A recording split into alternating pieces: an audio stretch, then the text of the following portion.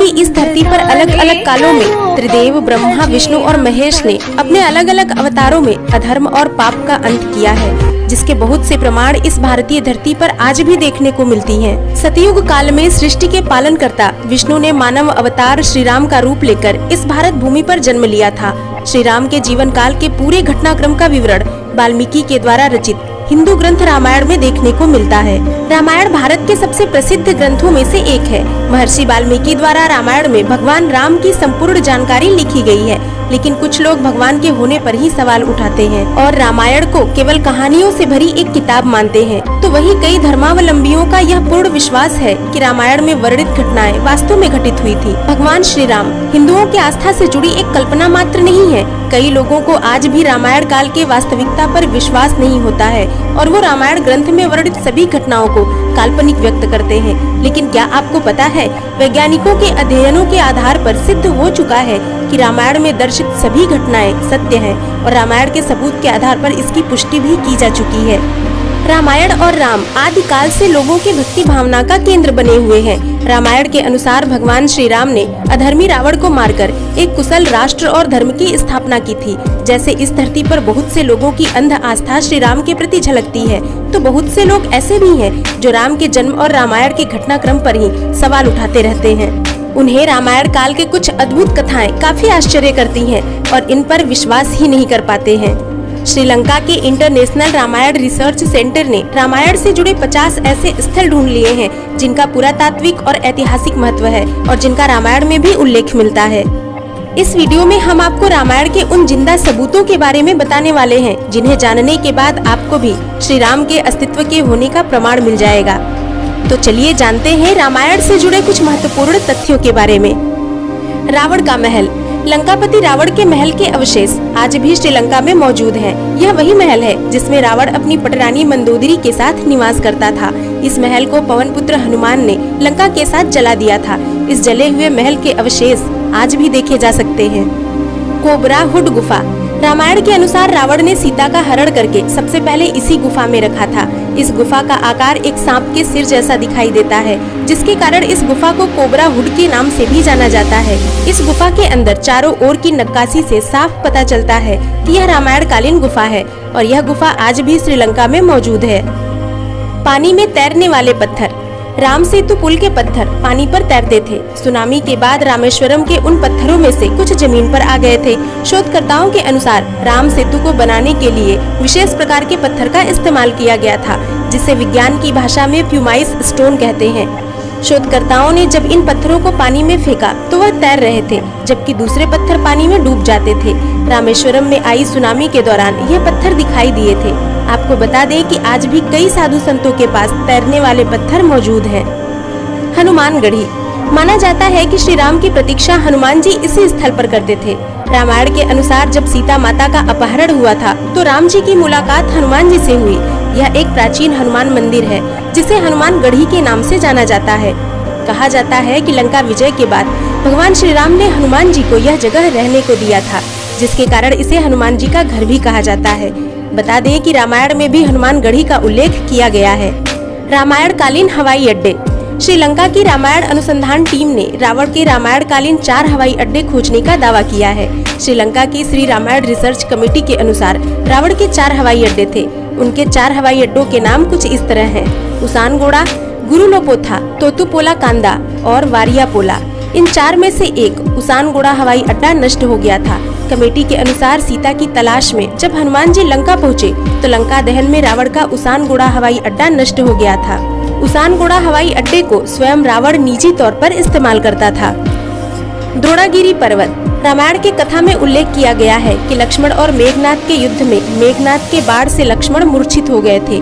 तब राजवैद्य सुरोन के उपाय के अनुसार द्रोणागिरी पर्वत से संजीवनी बूटी लाना था। तब हनुमान जी संजीवनी लेने द्रोणागिरी पर्वत गए थे। उन्हें संजीवनी की पहचान नहीं थी तो उन्होंने पूरा पर्वत ले आने का निर्णय किया, जिसमें से संजीवनी बूटी निकालकर लक्ष्मण के प्राण की रक्षा की गई। लक्ष्मण जी के ठीक होने के बाद हनुमान जी ने द्रोणागिरी पर्वत उसी स्थान पर रख दिया। यह पर्वत आज भी श्रीलंका में मौजूद है और जब वैज्ञानिकों ने इस पर्वत पर रिसर्च किया तो पता चला कि इस पर्वत पर वही जड़ी बूटियां मौजूद हैं जो सिर्फ हिमालय पर ही पाई जाती हैं। लेपाक्षी मंदिर। सीता हरण के बाद रावण माता सीता को जिस मार्ग से लंका ले जा रहे थे, उस मार्ग पर राम भक्त जटायु ने रावण को रोकने के लिए युद्ध किया, लेकिन रावण ने जटायु के दोनों पंख काटकर उन्हें गंभीर रूप से घायल कर दिया, जिसके बाद वो घायल अवस्था में श्री राम के सामने गिरे और उनकी गोद में ही अपने प्राण त्याग दिए। जिस स्थल पर जटायु गिरे, वहाँ लेपाक्षी मंदिर का निर्माण किया गया। यह मंदिर आज भी आंध्र प्रदेश में स्थित है। सुग्रीव की गुफा। बाली के डर से सुग्रीव जिस गुफा में रुके थे, वह गुफा आज भी मौजूद है। यहीं पर उनकी मुलाकात राम जी से हुई। बाद में राम जी ने बाली का वध किया और सुग्रीव को किष्किंधा का राजा बना दिया। अशोक वाटिका। वर्ष 2004 में पंजाब के बांगा इलाके के रहने वाले अशोक कैथ ने श्रीलंका में अशोक वाटिका की खोज की। बता दें कि रामायण में वर्णित अशोक वाटिका आज भी श्रीलंका में स्थित है, जहां रावण ने सीता माता को हरण करने के पश्चात कैद करके रखा था। इस क्षेत्र में लाखों की तादाद में आज भी अशोक के लंबे लंबे वृक्ष विद्यमान है। अशोक वृक्षों की अधिकता होने के कारण ही इसे अशोक वाटिका कहा जाता है। आज इस जगह को सीता एलिया के नाम से भी जाना जाता है, जो नुअरा एलिया नामक जगह के पास स्थित है। यहाँ आज सीता का मंदिर है और पास ही एक झरना भी है। जानकी मंदिर।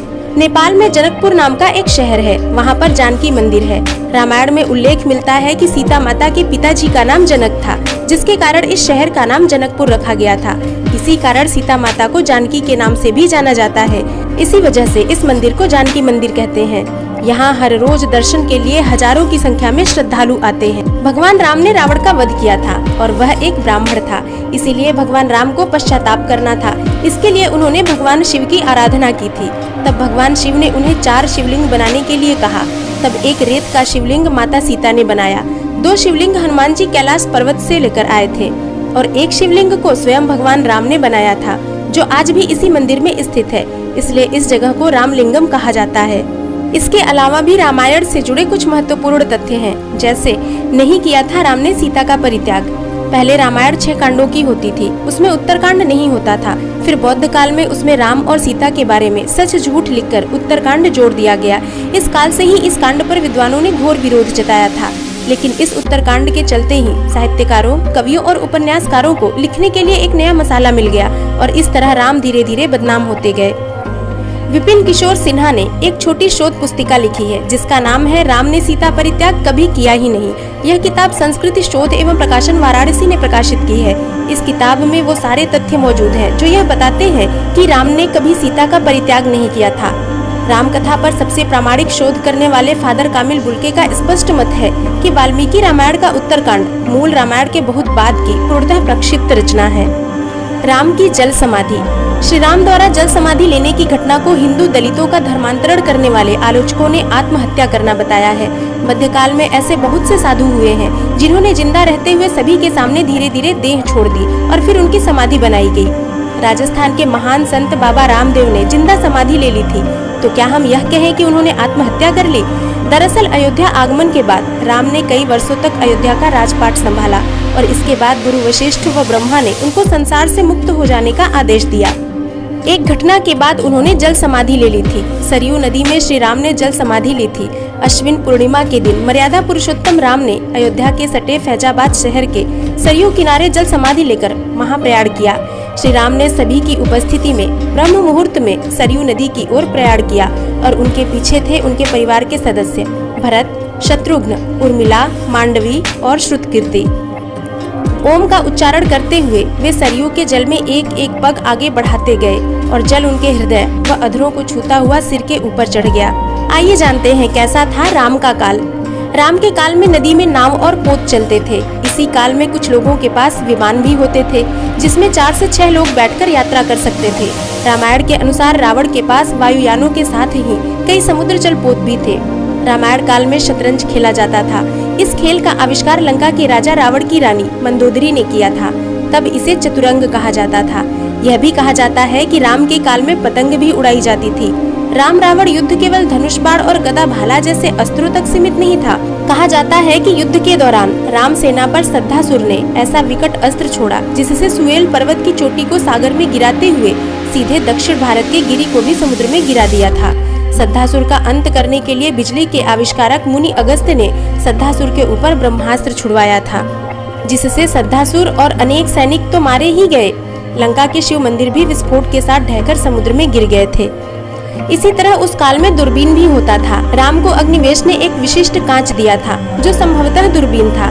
इसी दूरबीन से राम ने लंका के द्वार पर लगे दारूपंच अस्त्र को देखा और प्रक्षेपास्त्र छोड़कर नष्ट कर दिया था। राम और रावण की सेनाओं के बाद भुशुंडियां, जिसे आज हम बंदूकें कहते हैं, वह थी। कुछ सैनिकों के पास स्वचालित भुशुंडियां भी थी। अगस्त्य ने राम के हितार्थ शंकर से अजगव धनुष मांगा था। इसके अलावा दूरभाष की तरह उस युग में दूर नियंत्रण यंत्र था जिसे मधुमक्खी कहा जाता था। विभीषण को लंका से निष्कासित कर दिया गया था। तब वह लंका से प्रयाण करते समय मधुमक्खी और दर्पण यंत्रों के अलावा अपने 4 विश्वसनीय मंत्री अनल, पनस, संपाति और प्रभाती को भी श्री राम की शरण में ले गया था। राम के काल में सभी लोग बहुत ही नैतिक और सभ्य थे। सभी मर्यादा में रहकर जीवन यापन करते थे। अधिकतर लोगों को वेद का ज्ञान था। रामायण काल के ये लोग आज भी हैं जिंदा। आपको यह जानकर आश्चर्य होगा कि रामायण काल के 3 लोग आज भी जिंदा हैं। इनका नाम है हनुमान, जामवंत और विभीषण। इनके काल के पूर्व के 2 लोग भी जिंदा हैं। इनके नाम हैं विरोचन पुत्र महाबली और जमदग्नि पुत्र परशुराम। शायद ही आपको पता हो कि भगवान श्री राम की 2 बहनें भी थीं, एक शांता और दूसरी कुकुबी। दक्षिण भारत की रामायण के अनुसार श्री राम की बहन का नाम शांता था, जो 4 भाइयों में बड़ी थी। शांता राजा दशरथ और कौशल्या की पुत्री थी, लेकिन पैदा होने के कुछ वर्षों बाद कुछ कारणों से राजा दशरथ ने शांता को अंग देश के राजा रोमपद को दे दिया था। भगवान श्री राम की बड़ी बहन का पालन पोषण राजा रोमपद और उनकी पत्नी वर्षिणी ने किया, जो महारानी कौशल्या की बड़ी बहन अर्थात भगवान श्री राम की मौसी थी। दोस्तों, आज का सवाल है कि भगवान श्री राम की छोटी बहन का क्या नाम था? कमेंट बॉक्स में जरूर लिखें। वीडियो अच्छा लगा हो तो इसे लाइक करें, साथ ही चैनल को सब्सक्राइब करें।